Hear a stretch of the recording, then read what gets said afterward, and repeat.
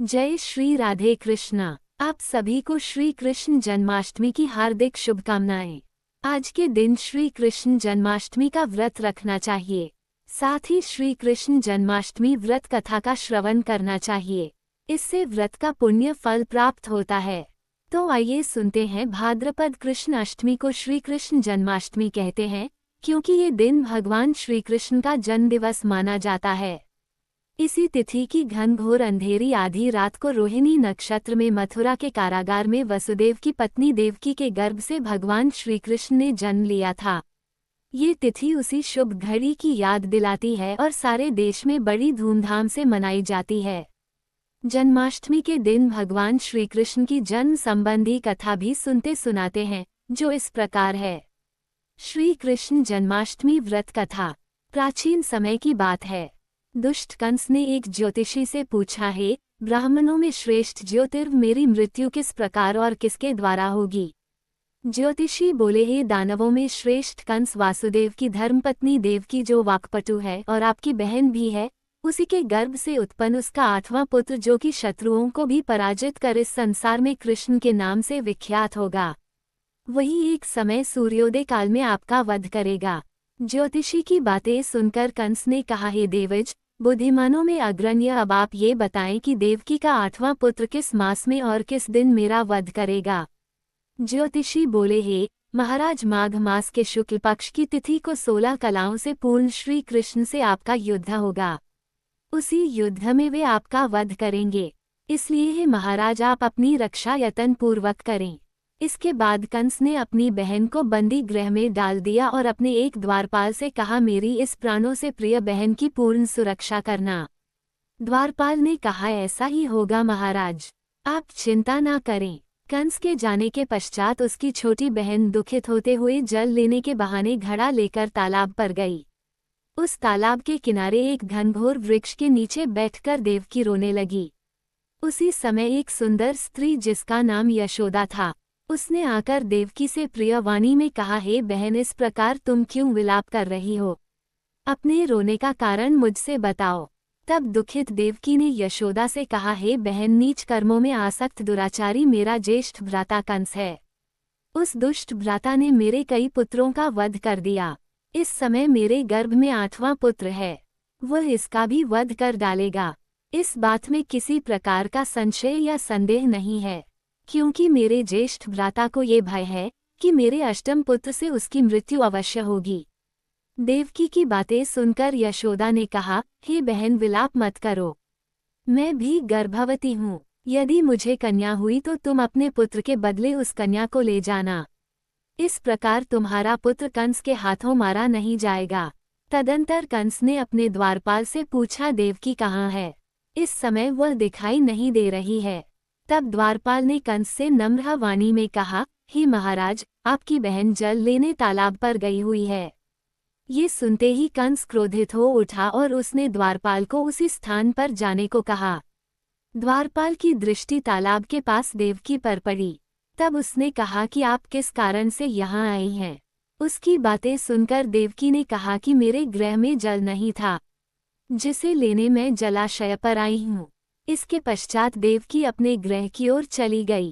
कंस ने पुनः द्वारपाल से कहा, इस गृह में मेरी बहन की तुम पुनर्तः रक्षा करो। अब कंस को इतना भय लगने लगा कि गृह के भीतर दरवाजों में विशाल ताले बंद करवा दिए और दरवाजे के बाहर दैत्यों और राक्षसों को पहरेदारी के लिए नियुक्त कर दिया।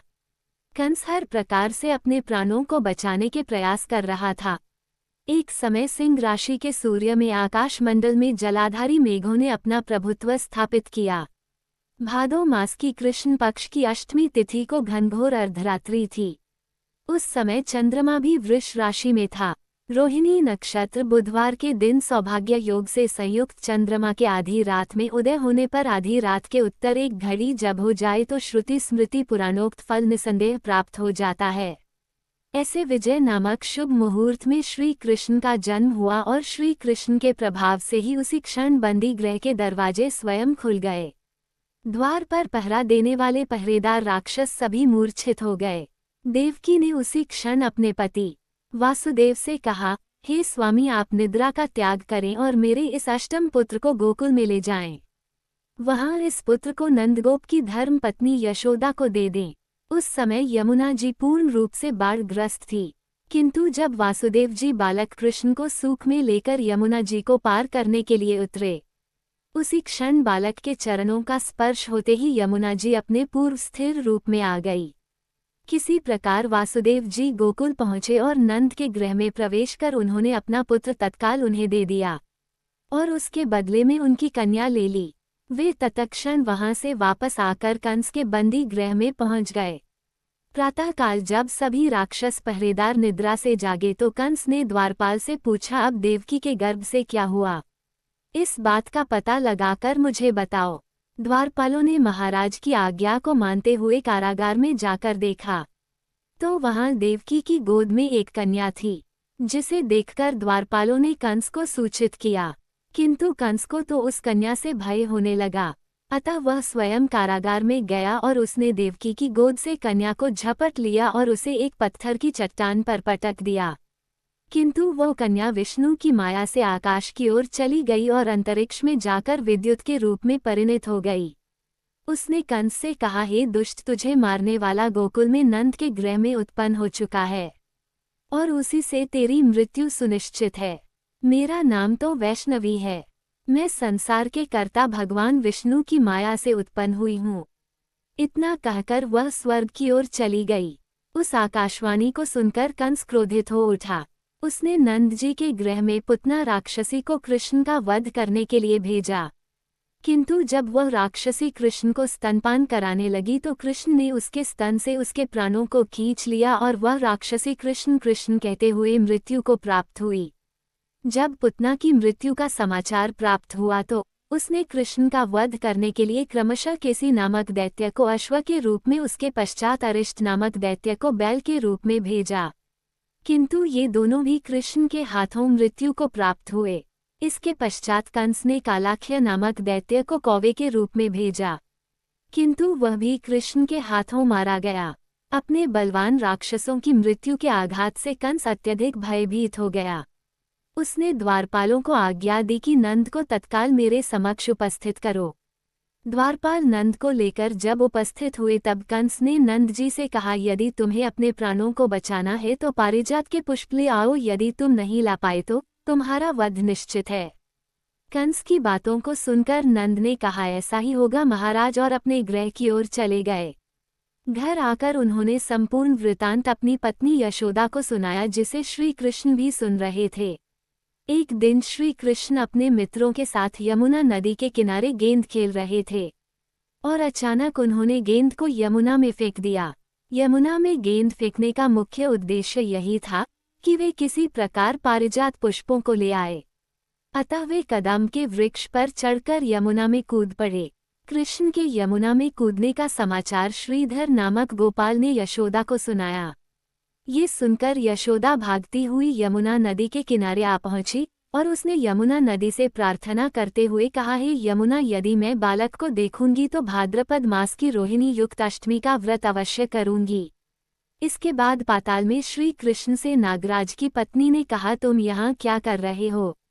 कहाँ से आए हो और यहाँ आने का क्या प्रयोजन है? तब भगवान श्री कृष्ण ने कहा, मेरा नाम कृष्ण है।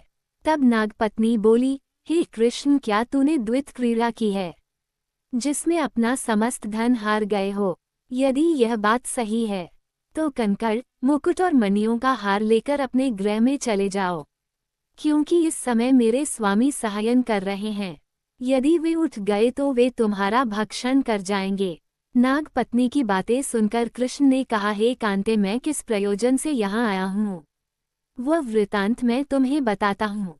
समझ लो कि मैं कालिया नाग के मस्तक को कंस के साथ द्वीत में हार चुका हूँ और वही लेने मैं यहाँ आया हूँ।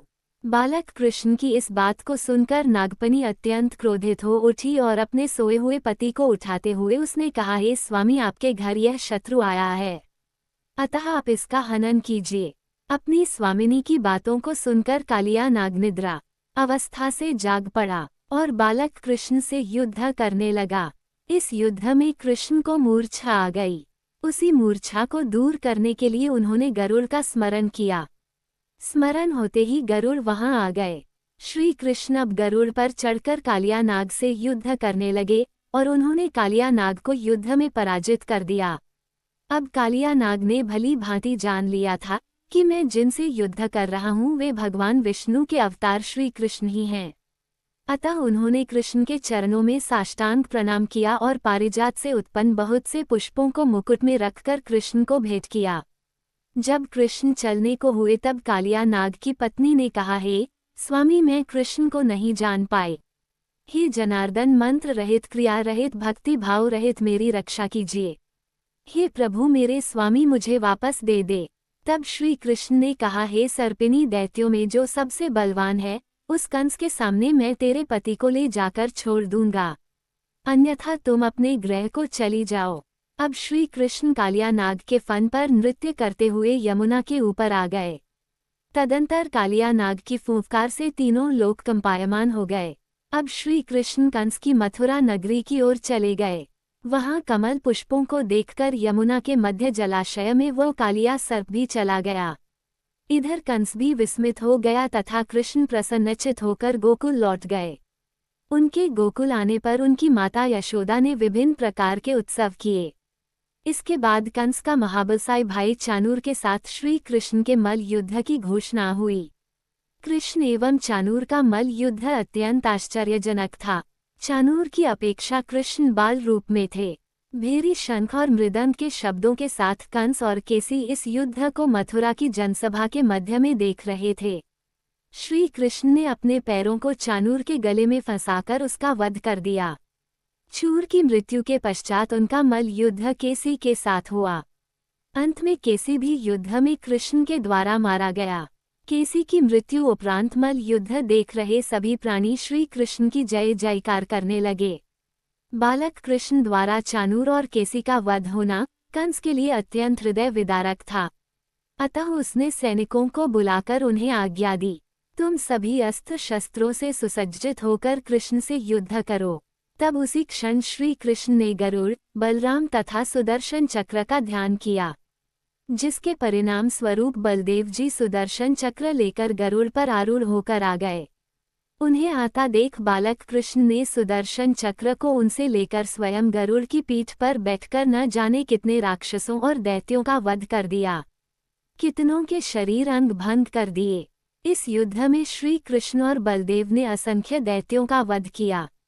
बलराम जी ने अपने आयुध शस्त्र हल से और कृष्ण ने सुदर्शन चक्र से माघ मास की शुक्ल पक्ष की सप्तमी को विशाल दैत्यों के समूह का सर्वनाश किया। जब अंत में केवल दुराचारी कंस ही बच गया तो कृष्ण ने कहा, हे दुष्ट अधर्मी दुराचारी, अब मैं इस महायुद्ध स्थल पर तुझसे युद्ध करूंगा तथा तेरा वध कर इस संसार को तुझसे मुक्त करूंगा। ये कहते हुए श्री कृष्ण ने उसके केसों को पकड़ लिया और कंस को घुमाकर पृथ्वी पर पटक दिया, जिससे वह मृत्यु को प्राप्त हुआ। कंस के मरने पर देवताओं ने शंख घोष व पुष्प वृष्टि की। वहां उपस्थित समुदाय श्री कृष्ण की जय जयकार कर रहा था। कंस की मृत्यु पर नंद देव की वासुदेव, यशोदा और इस संसार के सभी प्राणियों ने हर्ष पर्व मनाया। तो इसी के साथ श्री कृष्ण जन्माष्टमी का व्रत कथा पूर्ण होता है। उम्मीद है आपको ये कथा अच्छी लगी होगी, तो प्रेम से बोलिए श्री कृष्ण भगवान की जय।